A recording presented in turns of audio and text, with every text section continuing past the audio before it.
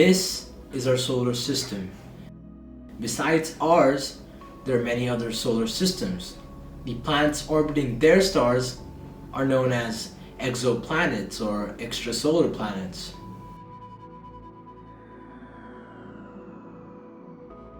Each time a planet passes by a star, it is known to transit the star, resulting in the blockage of some amount of light each time it transits or passes by. Tell us something new!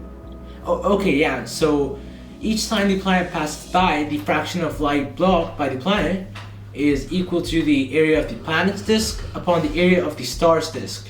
And as this is the fraction of light blocked, we multiply it by 100. However, after rearranging the equation, the pi gets cancelled and we're left with the radius of the planet to be equal to the radius of the star into the square root of the fraction of light blocked, which is in percent, and the radius is in kilometer or any unit of distance.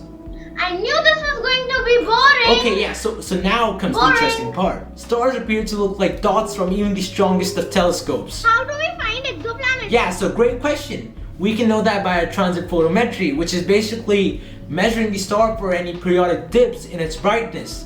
If the drops in the brightness are at reoccurring time intervals, then the existence of the exoplanet can be determined.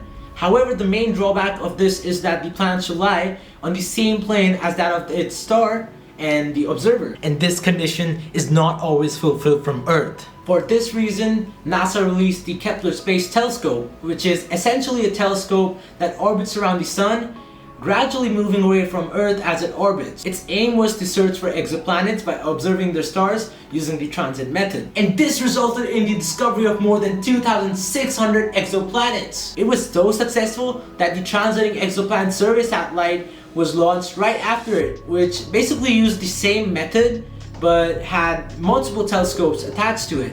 This is what makes the transit method one of the most useful methods to detect exoplanets in the fields of space exploration.